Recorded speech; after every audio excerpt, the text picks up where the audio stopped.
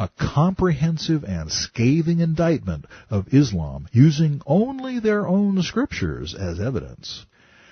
In Tea with Terrorists, we sort of implied that Islam couldn't be satanic because it was so stupid. But alas, my friend's research for Prophet of Doom has proved otherwise. A few isolated examples.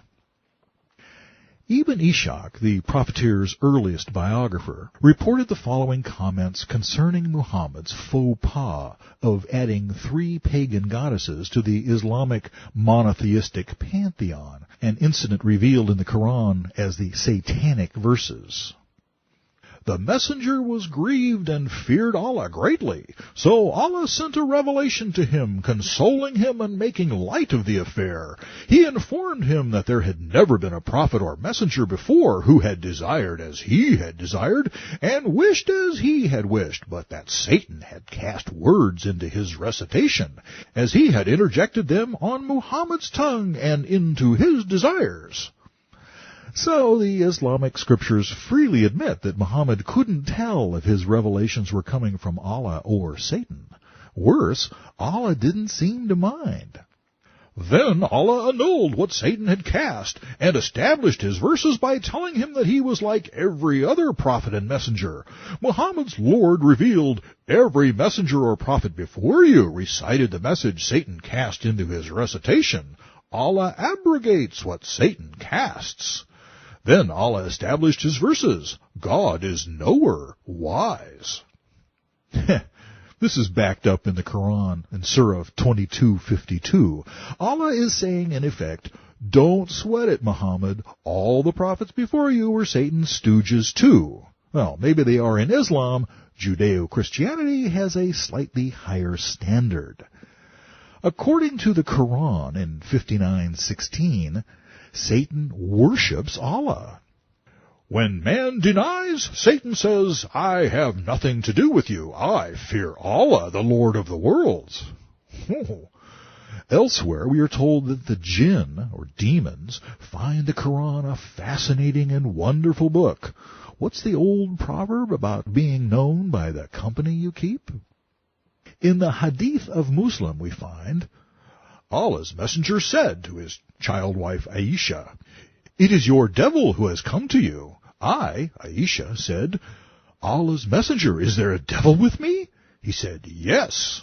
I said, is there a devil attached to everyone? He said, yes. I said, Allah's messenger, is there a devil attached to you also? He said, yes. When Muhammad had his first terrifying revelation in a cave outside Mecca, he had come to the conclusion that he had been possessed by a demon. Here, over 20 years later, he has apparently grown quite comfortable with his resident devil. 1,000 little details point to the conclusion that Islam is satanic, but none quite so obviously as Muhammad's irrational hatred of the Jews. From the very beginning, Lucifer has done everything he could to thwart Yahweh's plan of redemption, and for most of our history, that plan has played out through the Jews. The curtain is about to go up on the final act in the play, the Jews' own reconciliation with Yahweh. Satan will stop it if he can. It's his last chance.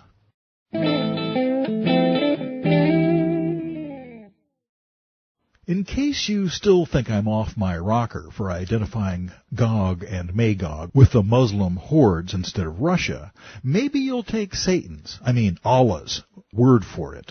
The Quran is supposed to be the very words of God, that is, Allah, or was it Ar-Rahman? In point of fact, it's clearly just a series of situational justifications for Muhammad's short-term agenda, interspersed with plagiarized and twisted Jewish stories, also told to advance Muhammad's plan. The Yathrib Jews apparently told Muhammad about Ezekiel 38. He thought the invasion of the Jews part sounded swell, so he built his own version of it into God's Word. Little did he realize that he was chronicling the eventual downfall of the very doctrine he was in the process of inventing.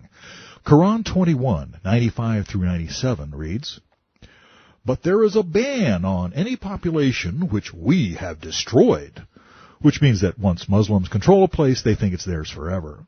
That they should not return until Gog and Magog are let loose, and they swoop down, swarming from every hill, letting loose and breaking forth from every elevated place. Then will the true promise of doom draw nigh. Behold, the disbelieving infidels will be terrorized, staring in horror. Woe to us! Alas! We made a state heedless of this. We did wrong. In a way, of course, Allah or Muhammad was perfectly correct, as long as you understand that the disbelieving infidels are really the Muslims. It all makes sense. I'll bet the devil's chuckling over that one. But wait, it gets better. The Muslims are actually taught to expect a powerful Islamic-style messianic figure to arise. He is known as the Mahdi, which means the obliterator, and he fits the biblical description of Gog to a T. We read in the Muqaddimah from the 14th century Islamic historian Ibn Khaldun, "It has been accepted by all the Muslims in every epoch that at the end of the time of man from the family of the Prophet will without fail make his appearance, one who will strengthen Islam and make justice triumph. Muslims will follow him, and he will gain domination over the Muslim realm. He will be called the Mahdi." Now, lest you conclude that this belief is an ancient and all but forgotten bit of Muslim trivia, let me quote from the October 11th, 1976 fatwa issued by the General Secretariat of the World Muslim League. After confirming the reliability of the scriptural tradition from which the doctrine of the Mahdi is derived, he said, "The belief in the appearance of the Mahdi is obligatory. None denies it except those who are ignorant of the Sunnah and innovators in doctrine." In other words, he means heretics. Ibn Khaldun continues, "There will come forth a man from my nation who will talk according to my Sunnah. God will send upon him rain from heaven, and the earth will sprout forth for him its blessing. The earth will be filled through him with equity and justice, as it has been filled with injustice and crime. He will direct the affairs of this nation for 7 years, and he will settle in Jerusalem." 7 years, is it? The covenant with many described by Daniel is supposed to last precisely that long. It's essential that Gog backs the treaty, for without his blessing, it hasn't got a prayer. But it will not be lost on him that this very backing will qualify him as the highly esteemed Imam Mahdi in the eyes of 1 billion Muslims.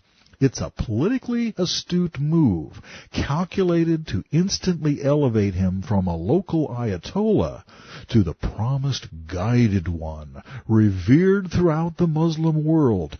Jumpin' jihad! But the Sunnah also states that he will settle in Jerusalem. That expectation will inevitably precipitate the Battle of Magog, the post-treaty invasion of Israel. Gog is quite aware that if he doesn't settle in Jerusalem, he'll eventually be rejected as the Mahdi. His destiny and the fate of his vast army is thus sealed.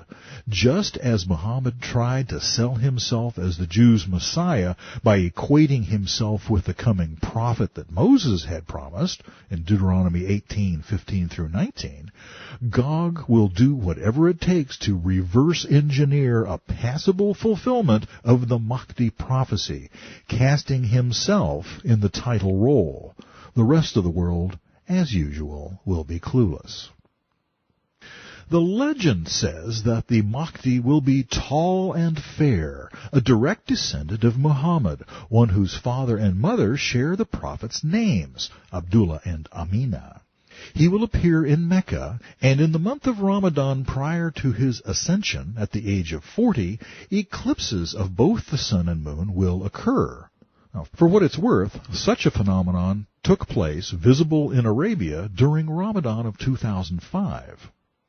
Is the Mahdi, then, the Muslim Messiah? Well, sort of. Actually, they say that they're also expecting the return of the Muslim prophet Jesus, if you can believe that. Said Rizvi says that, quote, Jesus will descend to the earth soon after the appearance of the Mahdi. He will join the Mahdi in establishing the kingdom of God, that is Allah, on earth, and he will pray behind Imam al-Mahdi. The true Christians will follow Jesus in accepting Imam Mahdi as the leader at the time and become Muslims. Jesus? Not likely. As usual in Islam, you can't tell the players without a scorecard. The Jesus being referred to here is not the same as the risen Yahshua of Nazareth that the Christians worship. You probably figure that out on your own. He is the one referred to quite often in Muslim scriptures as Isa, son of Miriam. Though invariably translated Jesus in an attempt to fool the gullible, Isa actually means Esau, as in the godless twin brother of Jacob, the one whom Yahweh said he hated. You can see Romans 9:13 and Malachi 1:2 for that. So who really is this one who will pray behind or in support of Imam Mahdi? His profile fits the Antichrist like a glove. It's pretty obvious that our esteemed European diplomat will have to suck up to, conciliate, mollify, and appease the Muslim leadership in order to get his Middle East peace plan accepted. According to Muslim lore, that will apparently include assuming the brown-nose position in ritual Islamic prayer. How ecumenical of him! I'm sure it will be gratifying to the Antichrist to know that he has at least some of the world fooled this early in the game. The Muslims think he's Jesus. Good grief! Actually, there are 3 prominent players in Islamic folklore who correspond to 3 major last days characters described in the Bible, though the Muslim versions are inside out and backwards. As we have seen, the Messiah-like Mahdi is actually Gog, and the one the Muslims will recognize as Jesus is really the Antichrist. Confused yet? Yeah, so are they. The obvious question is, do they foresee an Antichrist figure? You bet your burqa they do. Islam teaches its followers to expect someone called Dajjal. According to the Hadith of Muslim, he is the epitome of evil, a Jew, naturally, who has been the cause of much distress to his parents. His most ardent followers will be the Yahudis, the Jews, of Isfahan, or Israel, though the people of many nations will unite under his banner against Islam. His emergence, quote, will become known when he is in Isfahan at a place called Yahudiya, that would be Judea, unquote. Dajjal will lay claim to prophethood and then to divinity. He will have the power to perform unusual feats, such as sending rain and blessing those who follow him with bountiful crops and fat cattle, while causing drought, hardship, and starvation to those who disbelieve in him. All things, ironically, that Allah himself has historically been unable to achieve. Actually, this Dajjal is a passable match for the real Messiah, Yahshua, though we'll have to wait a bit to see precisely how and when. The Islamic scriptures assure Muslims, of course, that Dajjal will not prevail, that they will overcome him in the end under the leadership of the Mahdi, and that he will be slain in the end by Isa, son of Miriam, at Lydda, which is in Israel near Tel Aviv. The battle lines then are drawn. Yahweh's prophets versus Allah's. As bewildering as this is already, it's worth noting that the real Antichrist won't likely remain such an exalted figure among the Muslims for very long. His satanic agenda to rob Yahweh of the affections of his chosen people, the Jews, will force him to defend them against the hordes of Magog in hopes of bolstering his own messianic credentials. It's quite possible that they'll eventually conclude that he's Dajjal, or at least in league with him.